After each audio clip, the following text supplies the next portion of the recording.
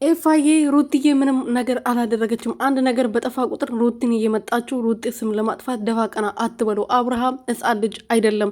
በራሱ የሚሄድና ሁል ጊዜ አንድ ነገር አጥፍቶ የልቡን ካደረሰ በኋላ መጥቶ ሰው ላይ ጥፋቱ ማንላከክ ይወዳል። እሱ ወንድ ልጅ አይደለም ወይ? አንድ ጥፋትን ራሱ ካጠፋ ለምን ተጋፍጦ ያንን ነገር ለማስተካከል አይሞክርም?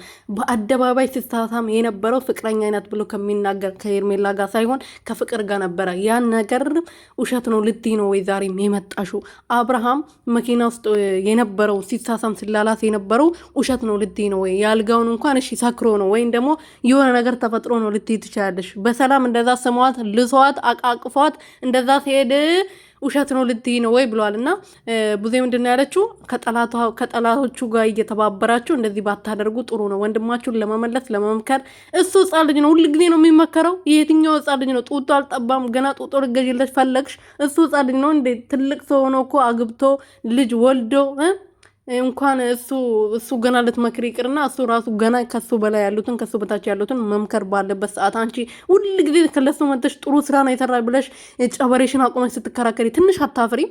ኧረ አንቺስ ምን አይነቷ ማፈሪያ ነሽ? ሰላም ሰላም ቤተሰቦቼ እንዴት ናችሁልኝ? እኔ ያለው እግዚአብሔር ይመስገን። በያላችሁበት ሰላማችሁ ብዘት ትርፍርፍ ይበልልኝ።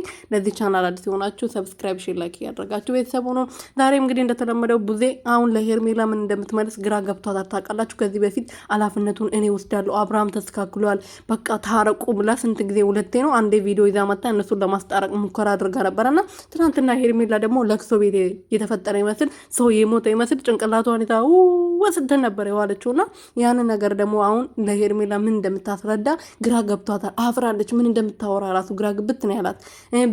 ብዙ ጊዜ ደግሞ የሆነ ሰው ስም ለመጥራት ፈልጋ ነበረና የሩትዬ ስም ነው የምጠራው። ጦስ ጡንቡሳሷን ትይዝና ጫበሪያውን እዛ ከዚህ ምድር ትጥፋ ለማለትም ስድብ ነው። እኔ በባል ምድር አታሰድብኝ። እኔ ባል ነው ዛሬ መሳደብ አልፈልግም። እንደዛም ሆኖ ግን ራስሽ የምታስከብሪ ሁል ጊዜ እዚህ መጥተሽ ከአብርሃም ጋር ጤጤ ባቲ እንደተለባ ማለት ነው ራስሽን